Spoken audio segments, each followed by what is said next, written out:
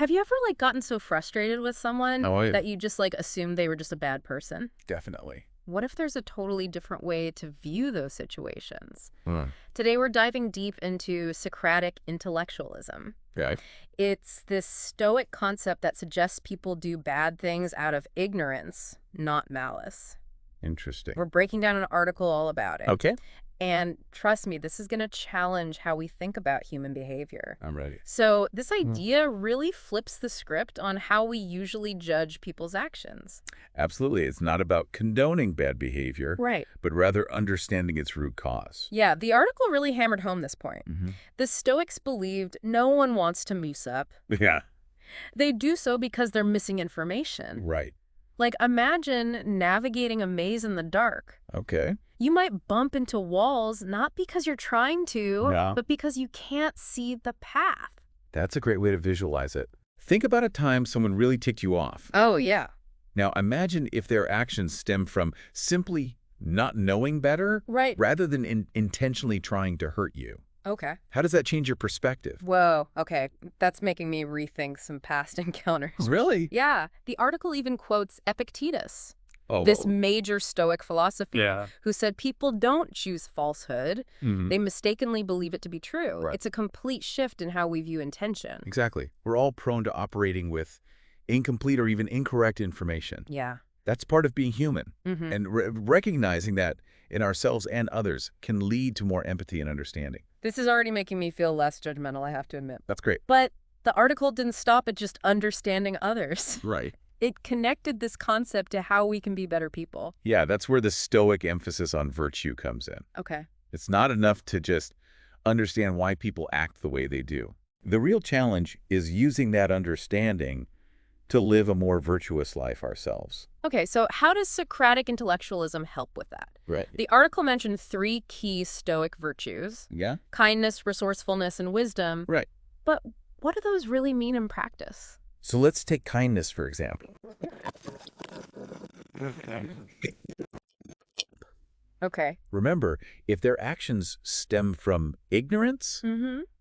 they deserve our empathy, not our anger. Right, like that classic traffic jam scenario. Oh, yeah. Instead of getting road rage at the person who cut you off, Exactly. maybe they're rushing to the hospital and just aren't thinking clearly. That's where resourcefulness comes in. And Instead of reacting impulsively, Yeah. we can take a breath and try to understand the situation. Mm-hmm.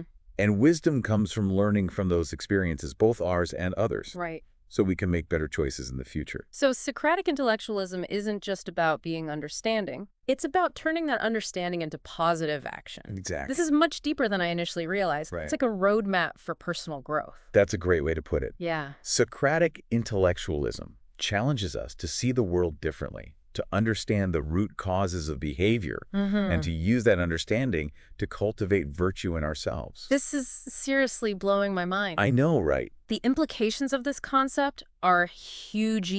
Yeah. We've only just scratched the surface, but I'm already seeing how this could change the way I approach relationships and challenges in my own life. It's incredibly powerful, and we haven't even touched on its potential impact on society as a whole. Oh, wow. If ignorance is truly the root of wrongdoing, Yeah. imagine what could happen if we focused on promoting knowledge and understanding as a society. Okay, now you're really making me think. Mhm. That's a whole other level to this whole Socratic intellectualism thing. It is. I can't wait to dive into that part of the article. Let's do it. All right, my brain is officially buzzing after that last segment. I bet. The idea that we could actually create a more virtuous world by combating ignorance. That's a powerful thought. So how do we actually do that? That's the question, isn't it? Yeah, the article mentioned fostering knowledge and understanding, Yeah. but what does that look like in practice? Well, it's a complex challenge, no Right. doubt. Yeah. It's not about force-feeding information. It's about creating an environment where knowledge and understanding can flourish. Okay. Think of it like tending a garden. Okay. You can't just throw seeds on the ground and expect them to thrive. Right. You need to cultivate the soil, provide sunlight and water, and protect them from pests. So we're talking about creating the right conditions for knowledge to grow. Precisely. And just like a garden, it requires constant attention and care. Mm-hmm. We need to start by examining our own learning habits. Okay. Are we actively seeking out new information and perspectives? Yeah. Or are we stuck in our echo chambers, only consuming information that confirms our existing beliefs? That's a good point. It's easy to get comfortable in our own little bubbles, Right. but if we want to truly understand the world and the people in it, Yeah. we need to step outside of those bubbles and expose ourselves to different viewpoints. Absolutely. And that can be uncomfortable at times. Yeah, Challenging our own assumptions and biases can be a humbling experience. for sure. But it's essential if we want to grow as individuals and as a society. So discomfort is a necessary part of the learning process. I believe so. Okay. It's in those moments of discomfort that we're forced to re-examine our beliefs and to consider alternative perspectives. Yeah. And that's where real growth happens. Okay, so we've talked about the importance of being open-minded and seeking out new information. Right. But how do we make sure we're not just consuming any old information? Right. The article mentioned being critical of our sources, but Yeah. what does that actually entail? It's about being discerning, questioning everything. Okay. Who's presenting the information and what's their agenda? Yeah. What evidence do they provide to support their claims? Like, Are they considering alternative viewpoints? right. Or just pushing a particular narrative? So it's like becoming our own personal fact checkers. Exactly. We need to be skeptical, to cross-reference information, and to look for potential biases. Mm-hmm. It's about moving beyond passive consumption and becoming active participants in the search for truth. This all makes sense on a personal level, but how do we scale this up to society as a whole? Wow. We can't expect everyone to become a critical thinking expert overnight. True. But we can advocate for changes in our educational systems and in our media landscape. Okay. We need to teach critical thinking skills from a young age, encouraging students to question information, Uh-huh. to analyze arguments, Yeah. and to form their own conclusions. So it's like instead of just memorizing facts, we need to teach people how to think critically. Exactly. Yeah. That's a fundamental shift. For sure. And we need to support media outlets that prioritize accuracy and fairness over sensationalism and clickbait. Yeah. We need to create spaces for open and respectful dialogue Mm-hmm. where people can engage with different viewpoints without resorting to personal attacks or misinformation. So it's about promoting a culture of intellectual honesty and curiosity, both in our personal lives and in society as a whole. Exactly. This is a big task, but it feels incredibly important. But what about those people who seem resistant to knowledge and understanding? Oh, yeah. The ones who seem to cling to their beliefs even when presented with contradictory evidence. That's a tough one. And honestly, there's no easy answer. Okay. We can't force people to be open-minded, but we can try to create environments where curiosity and critical thinking are valued and rewarded. Mm-hmm. We can lead by example, Yeah. demonstrating the benefits of lifelong learning and intellectual humility. So it's about creating a culture where seeking knowledge and understanding isn't just tolerated, but celebrated. Precisely. And that requires a shift in our values. Okay. We need to move away from a culture that rewards certainty and dogma Yeah. and towards one that embraces curiosity, skepticism, and the willingness to change our minds when presented with new evidence. This is really making me think about the role of education and mentorship. If we want to cultivate a more intellectually vibrant society, Right. we need to invest in teachers and mentors who can guide others on this journey of discovery. Absolutely. We need more people who are passionate about sharing knowledge Mm-hmm. and who can inspire others to embrace lifelong learning. Yeah. People who can help others develop the critical thinking skills necessary to navigate the complexities of the world. This is all so inspiring, but I have to admit, it can also feel a bit overwhelming. Oh, I know. Like, where do we even begin to tackle a challenge this big? You're right. It's a monumental task. But I think the first step is simply awareness. Okay. Recognizing the problem. Understanding the role that ignorance plays in our own lives and in the world around us. So knowledge is power. In a way, yes. But it's more than just power. It's about understanding empathy, compassion. Mm-hmm. And ultimately, it's about using that knowledge to create a more just and virtuous world. This has been such an eye-opening conversation. I feel like I'm seeing the world in a whole new light. But before we get too carried away with all this big picture thinking, Okay. let's bring it back to the individual level for a moment. Right. We talked about how understanding Socratic intellectualism can help us be more empathetic and forgiving of others. But what about ourselves? Yeah. How can this concept help us on a personal level? That's a fantastic question, and I think the answer lies in the idea of self-compassion. Okay. Remember, Socratic intellectualism suggests that when we make mistakes, Right. it's often due to a lack of knowledge or understanding, not because we're inherently bad people. So instead of beating ourselves up over our mistakes, we should try to learn from them and move forward. Exactly. It's about treating ourselves with the same kindness, and understanding that we would extend to someone else who is struggling. Okay. Remember that quote from Marcus Aurelius? Yeah. We're born to work together. Right. That includes working with ourselves. So it's like being our own best friend, offering ourselves support and encouragement instead of criticism and judgment. Precisely. And that can be incredibly powerful because when we're able to forgive ourselves for our mistakes, Yeah. we free up our energy to focus on learning and growing. We become more resilient, more adaptable, and more open to new experiences. This is also insightful, but there's one thing that's still bugging me. What's that? We've talked a lot about how ignorance can lead to bad actions. Right.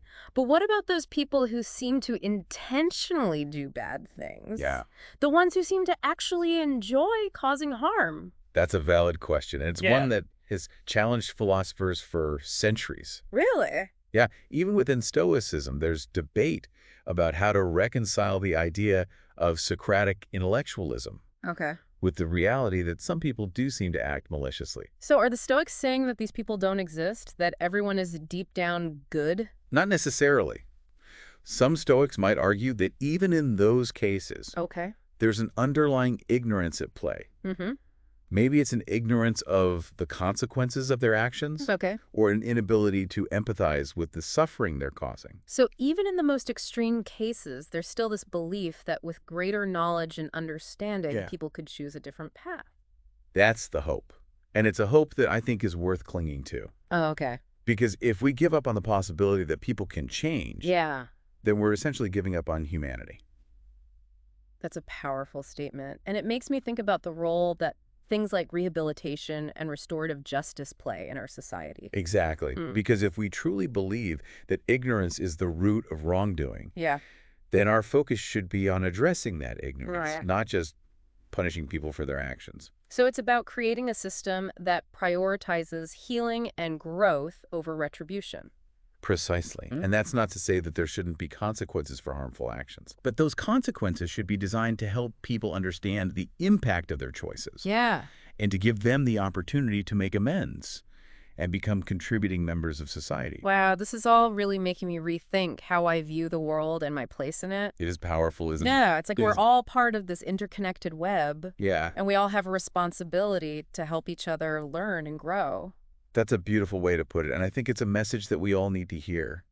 Because the world can feel like a pretty dark place sometimes. But if we can hold on to the belief that people are capable of change, that knowledge and understanding can triumph over ignorance, then there's always hope. This is all so inspiring, but I have to admit, it's also a bit overwhelming. I get it. It's like we've identified this huge problem. Right. But the solution seems so complex and multifaceted. Where do we even begin? That's a fair point, and I don't think there's any one easy answer. But I think the first step is simply awareness, becoming aware of this concept of Socratic intellectualism. Recognizing the role that ignorance plays in our own lives and in the world around us. So knowledge is power. In a way, yes. But it's more than just power. It's about understanding compassion, and ultimately it's about using that knowledge to create a more just and virtuous world. This has been such an incredible deep dive, and I feel like we've only just scratched the surface. I know, right. But I'm already starting to see the world through a new lens, and I'm excited to explore this concept further. And to see how I can apply it in my own life. Me too, and I think that's the beauty of this idea. It's not just a philosophical concept to be debated in academic circles. It's a practical tool that we can all use to make the world a better place, starting with ourselves. Okay, folks, before we get too carried away with all this philosophical pondering, let's take a quick breather, and then we'll come back for the final part of our deep dive into Socratic intellectualism. Stay tuned. Okay, so we're back.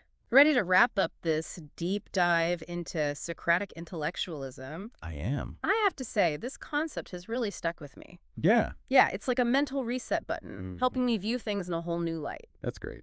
But there's one question that keeps circling back. Okay, what's that? How can we put this into action, not just individually, but on a larger scale? So it's about cultivating a culture of knowledge and understanding. Right, which can be a pretty daunting task. Yeah, it can. But the article offered some intriguing suggestions. Okay. For instance, it emphasized being mindful of the information we consume and share. That makes sense. We're bombarded with so much information these days. Right. It's easy to just passively absorb whatever comes our way. Exactly. Socratic intellectualism calls for us to be more discerning. Okay. We need to question sources, consider biases, Yeah. and be wary of anything that seems too good to be true or perfectly aligns with our existing beliefs. So it's like we need to become more like investigative reporters, constantly fact-checking and analyzing the information we encounter. I love that analogy. Yeah. It's about moving beyond passive consumption and becoming active participants in the search for truth. Right. This can feel uncomfortable, especially when it challenges our preconceived notions, but it's essential for growth. And that leads me to another thought. Okay. We've talked a lot about individual responsibility, Right. but what role do larger institutions and systems play in promoting knowledge and understanding? That's crucial. Creating a truly virtuous society requires systems that support and encourage intellectual growth. Okay. We need educational approaches that prioritize critical thinking skills, exposing students to diverse perspectives and encouraging them to question, Yeah. analyze, and form their own conclusions. It's like instead of simply filling young minds with facts, we need to teach them how to think about those facts to be discerning and analytical. Exactly. Huh? And it doesn't stop with formal education. We need to support media outlets that prioritize accuracy and thoughtful discourse over sensationalism and echo chambers. Right. Creating spaces for open and respectful dialogue, even on controversial topics, is vital.